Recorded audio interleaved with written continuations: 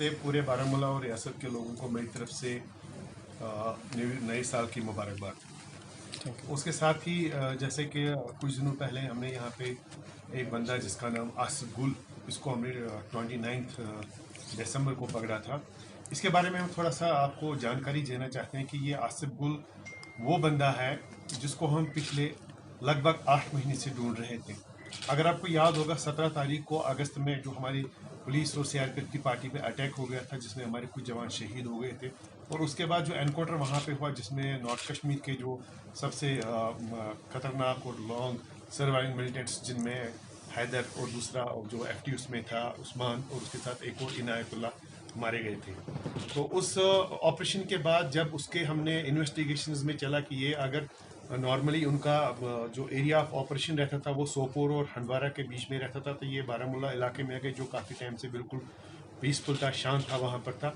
तो उसी इन्वेस्टिगेशन चलते हमने कुछ वहाँ पे उसको कुछ OGWs को अरेस्ट किया था। उन OGWs की जब हमने इन्वेस्टिगेशन की, उनसे जो इंटरोगेट किया था, उसमें हमें आसिफ गुल का नाम आया। तो उससे पहले लेकिन ये लापता हो गया था, ये हाइड आउट में चला गया था, या कुछ जो अभी तक प्रिलिमिनरी इंटरोगेशन इससे हुई है, श्रीनगर भी गया है, बीच में ये आउट ऑफ स्टेट भी गया है और हंडवारा के कुछ इलाकों में घूमता रहा है। कहने का मतलब मेरा है कि आज जो हमने इसको पकड़ा है ये एक ऐसी अचीवमेंट हम समझते हैं जो पूरी बारामूला पुलिस और जो सिक्योरिटी फोर्स यहाँ पे काम कर रहे हैं कि ये बंदा ऐसा है जो खुद एक तो इन्वॉल्व है, लेकिन उसके साथ से नौजवान लड़कों को भी तबाह करने में बहुत ज़्यादा इन्वॉल्व है। इसके नाम पे पहले से ही 29 FIR लगे हैं डिस्ट्रिक्ट बारामूला में, और उसके अलावा 2 FIR इसको सोपोर इलाके में भी लगे हैं। 4 बार इसका इससे पहले PSA हुआ है, और आज इसका डिस्ट्रिक्ट बारामूला में ये जो FIR नंबर 30 इसके नाम पर लग गया है। इसकी कहानी थोड़ा मैं इस तरह बताऊंगा। इस जो 17 अगस्त के एनकाउंटर में जो एक इनायतुल्ला हमीद मारा गया, जो पटन एरिया का रहने वाला था, वो लड़का उसका दोस्त आबिद, ये आबिद पढ़ते थे जम्मू में इंजीनियरिंग कॉलेज में, ये 4th सेमेस्टर का इलेक्ट्रॉनिक्स एंड कम्युनिकेशन का स्टूडेंट था। फरवरी के महीने में ये घर से निकलता है इस बहाने कि मुझे यूनिवर्सिटी जम्मू इंजीनियरिंग कॉलेज जहाँ ये पढ़ता था ये वापस ज्वाइन करना है। कुछ दिन पहले ही निकलता है, तो घर वाले इसको बोलते हैं आबिद को, क्या पहले क्यों निकलोगे? वो तो मुझे कुछ दोस्त के पास जाना, उसके बाद उधर ही जम्मू से अपने कॉलेज ज्वाइन करूँगा। अल्टीमेटली ये जम्मू पहुँचता है, लेकिन जम्मू से सीधे ही पहुँचता है वाघा बॉर्डर, वहाँ से ये वीज़ा पे पाकिस्तान चला जाता है। कुछ दिनों के बाद जब इसकी मिसिंग रिपोर्ट यहाँ पे पड़ती है तो इन्वेस्टिगेशन में इसका सारा हाल सामने आता है। ये आबिद जो इस वक्त पार बैठा है, TRF वहाँ पे इसने ज्वाइन की है, और आसिफ गुल जो ये हमने पकड़ा इसको, ये इसके साथ मुसलसल राब्ते में रहा। और आसिफ गुल को टास्क की थी कि यहाँ से जितने ज़्यादा लोकल लड़के, पढ़े लिखे लड़के जो TRF में इनको इन्वॉल्व करे, उसके साथ वो मुंसलिक हो जाए। तो इसी कोशिश में से काफ़ी से लड़कों की जो इनायतुल्ला मीर था उसी सिलसिले की एक कड़ी थी। तो इसने क्या किया, जैसे इनको एक्टिव किया, इसको इनायतुल्ला मीर को, साथ ही उसको नॉर्थ कश्मीर से निकालकर शोपियान के इलाके में भेज दिया, जो हमें फिर बाद में इसकी कुछ लोकेशन भी वहाँ पे मिली थी।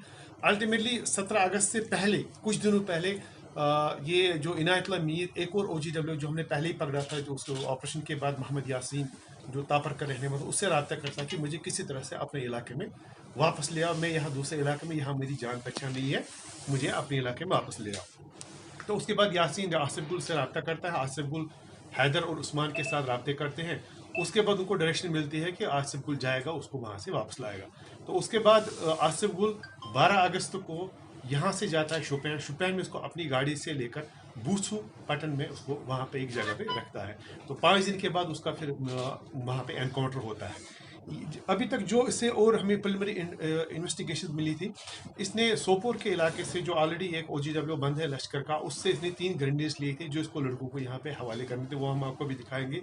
ये एक नया किस्म का ग्रेनेड है, इससे पहले शायद मेरे ख्याल से इस तरह का ग्रेनेड नहीं पकड़ा गया। एक पैक था और छुपाया भी था। कैसे, इसने जब गाड़ी में जा रहा था, इसने कोयले की बोरी होती है जो हम यहाँ कांगड़ी के लिए यूज़ करते हैं, उसमें डाल के रखे थे प्लास्टिक के डब्बे में, कि नॉर्मली अगर चेकिंग करते हैं तो साफ देते हैं कोयले की बोरी है, इसको कोई चेक नहीं करेगा। लेकिन ऑलरेडी ये हमारे राडार पे था, हम ढूंढ रहे थे उसको, बड़े टाइम से ढूंढ रहे थे। तो जब हम माइन्यूटली सर्च की तो उसमें से प्लास्टिक का डब्बा निकला, प्लास्टिक के डब्बे में से अंदर से 3 ग्रेनेड्स निकले। जहाँ तक इसकी दूसरी कार्रवाई का ताल्लुक है, तो इसने यहाँ पे जो अभी तक हमें जो प्रिलिमिनरी इसकी इंटरोगेशन में रिपोर्ट मिली कि इसने काफ़ी सारी एक्सटॉर्शन भी किया है लश्कर के नाम पर और TRF के नाम पर। मैं उन हजरात से भी अपील करता हूँ जिनसे इसने ज़बरदस्ती पैसे लिए हैं। नो डाउट कि उनने हमारे पास किसी ने आज तक रिपोर्ट नहीं किया, लेकिन हमें उनमें से कुछ लोगों के नाम पता चले हैं जिनसे इन्हें एक्सटॉर्शन की है कि अगर वो वक्त पे हमें बताते तो इतना बड़ा ये मुजरिम नहीं बनता, या ऐसे भी कह सकते हैं कि ये इतना ज़्यादा डीपली इन्वॉल्व नहीं होता कि हम वक्त पे इसका तदारुक करते। मेरी अपील रहेगी अपने ज़िशोर आवाम के साथ, अगर ऐसा कोई बंदा फ्यूचर में उनसे किसी पैसे का तकाजा करता है, वो हमारी नोट्स पे जल्दी लाए, बगैर किसी डर और बगैर किसी खौफ के। नतीजा उसका यही निकलता कि इसने लाखों रुपए यहाँ बारामूला से जमा किए और मिलिटेंटों के खाते में डाल दिए।